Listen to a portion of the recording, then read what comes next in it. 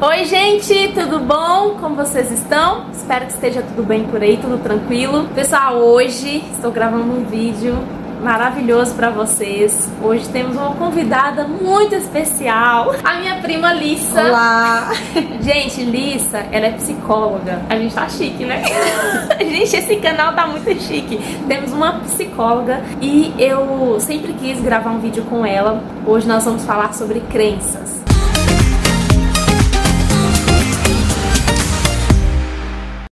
Lissa, fala pro pessoal aí o que é uma crença. Vamos começar desde lá do início, né? Porque as nossas crenças, elas são formadas lá no início, na nossa infância, adolescência, e ela vai depender muito, assim, das nossas vivências, das nossas relações, principalmente com os nossos pais, ou se nós não tivemos pais presentes, isso já faz com que uma crença geralmente seja criada. Os nossos cuidadores, pode ter sido avós, tios, na escola principalmente também, né? A convivência com os pares ali, com os colegas de escola, como que isso interfere na criação das nossas crenças, né? E o que são crenças, né?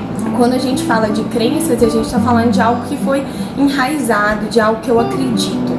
A forma com que eu enxergo o mundo, as pessoas à minha volta, a forma com que eu me enxergo, que eu me relaciono, né? A forma com que eu reajo às situações, isso são crenças. Não, e quando você vai falando, eu já vou pensando assim, várias coisas, vários bloqueios que eu tenho, porque foram crenças lá atrás, na minha infância, que foram ali enraizadas. Como isso interfere na nossa vida? Interfere em tudo, porque a crença é a forma com que eu me comporto, é a forma com que eu vejo o mundo. Isso vai depender muito também dessa relação com os nossos pais, como eu disse, né? Então, muitas vezes, a forma com que a gente enxerga os nossos pais, a forma com que eles nos tratam, a gente fala na psicologia, né, que nós nascemos com necessidades básicas a serem supridas, assim como nós nascemos com necessidades físicas. A Maísa tá com a Ana Flor hoje. Se a Maísa não der de mamar, se a Maísa não der banho, a Ana Flor não é capaz de fazer isso. Sim, essa necessidade dependente. Totalmente dependente. Ela necessita disso para ela sobreviver. Da mesma forma, nós temos necessidades emocionais que precisam ser supridas.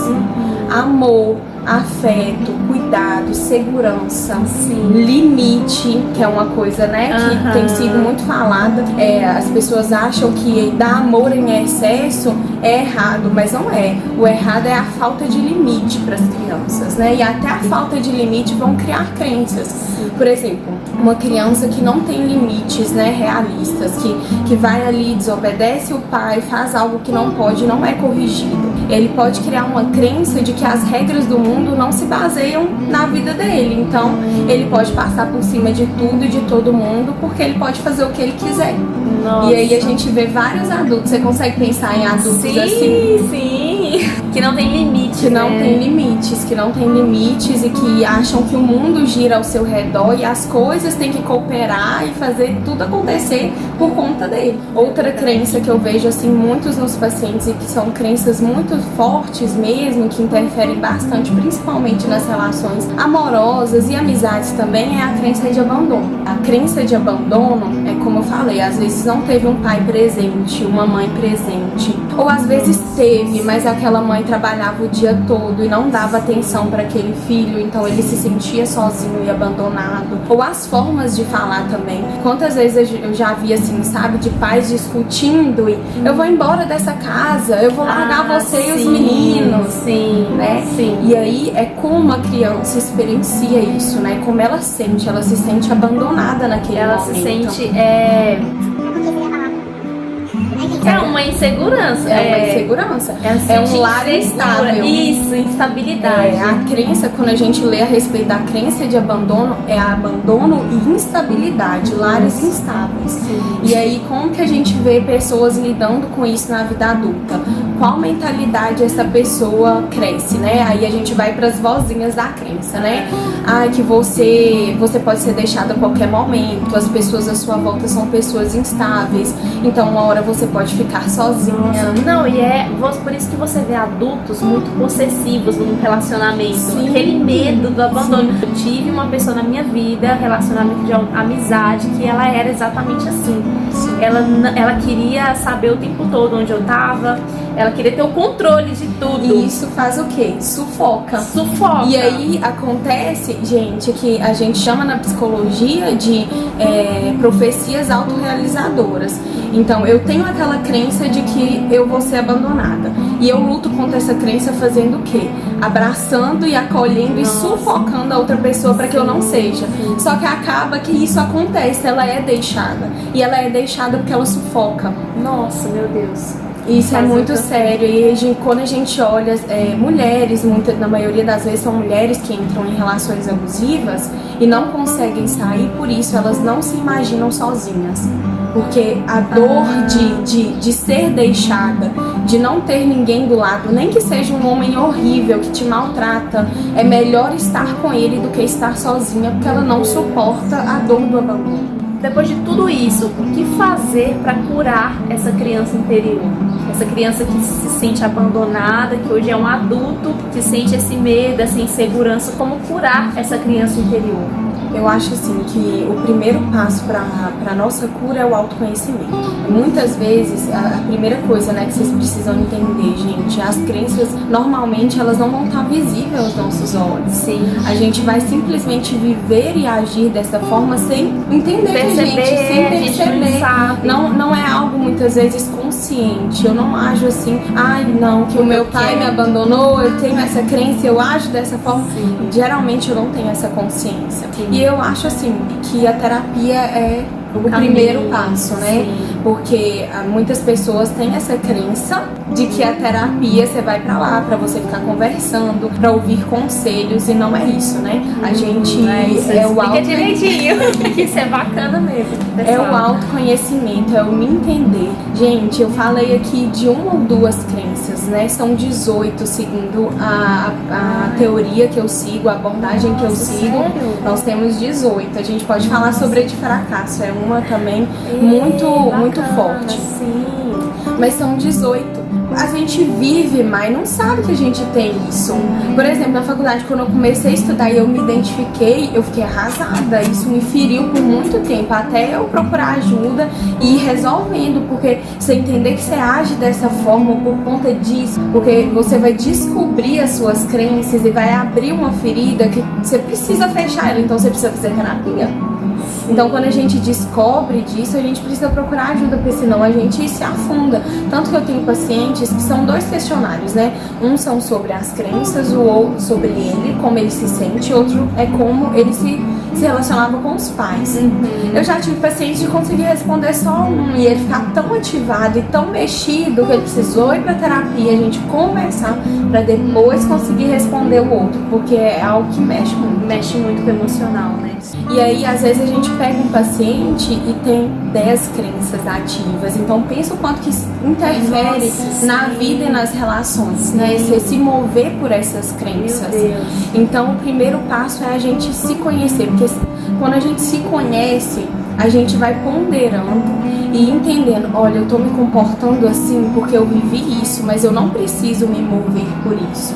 E aí a autoconsciência vai fazer com que eu consiga mudar os meus comportamentos. Encontrar uma cura, né? Assim, Isso. sem precisar descontar no outro. Sem precisar descontar no outro. E também não ser uma desculpa pra, eu vou fazer isso com fulano porque eu me senti abandonado quando eu era criança. É pra você encontrar uma cura. Ao contrário.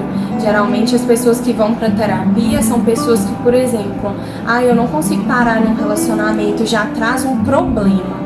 E aí, diante desse problema, nós vamos entender o motivo. Sim. Porque por trás de todo problema que a gente está aí na vida, geralmente a ansiedade, por exemplo, tem uma crença por trás disso. Sim, tem uma raiz, né? Tudo em nós tem uma raiz e não adianta. A gente não tem como curar as nossas feridas de hoje se a gente não voltar lá atrás, né? Na nossa formação, que os nossos primeiros anos de vida é como quando é formada a nossa personalidade, né? Então é necessário a gente voltar lá na infância. Eu li um livro quando eu estava tentando engravidar e falava exatamente sobre isso, que até os 3 anos a criança é ali onde você forma praticamente. Sim. Tudo na criança. Sim. Até os 3 anos de idade. É mais crucial, né? É mais marcante. Tanto que, às vezes, a pessoa vai ter crenças que ela não vai entender de onde vem pelo fato de ser crenças que foram criadas nesses primeiros anos de vida. Só que nós temos algo que vai além da nossa memória consciente e vai para a memória afetiva. Nossa. Que são as sensações, são o que eu senti naquele momento, que às vezes não vai estar no meu consciente, mas a memória afetiva vai gravar tudo aquilo. Por isso que Lissa, ela até me deu um conselho esses dias. Eu ganhei uns livrinhos da Bíblia para ler para Ana Flor. Ela falou, você já pode começar a ler desde já, mesmo que ela não faça a menor ideia do que está escrito, mas ela vai ter a sensação. Isso. É isso que vai ficar marcado. E às vezes você tem o seu filho e pensa, mas não entende nada. Seu filho é de 2 anos, 1 aninho, não entende nada, não sabe de nada, mas ele está absorvendo tudo. Sim. Tudo. E lembra que eu te falei também sobre o deixar o bebê chorando no berço para ele se acalmar sozinho? Sim. É outra coisa que pode gerar uma crença na criança de uma necessidade ali não foi suprida. Se o bebê está chorando, ele tem um motivo para estar chorando. Tem. E se você não o atende, ele pode crescer um adulto entendendo que não adianta eu pedir ajuda, não adianta eu chorar, porque eu não vou ser atendido. Sim. Então às vezes as pessoas acham, mas fulano é egoísta, fulano se isola, mas não é. É porque a pessoa não consegue pedir ajuda mesmo. Sim. É por isso que eu dou muito colinho pra Ana Flor.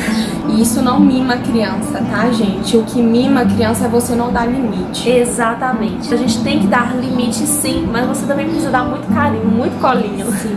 E é gostoso, gente, pra criança e pra gente.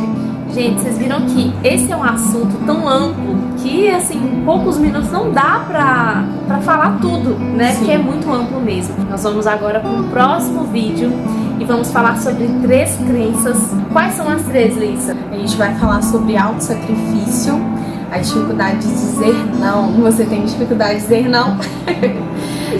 Fracasso e a busca por aprovação.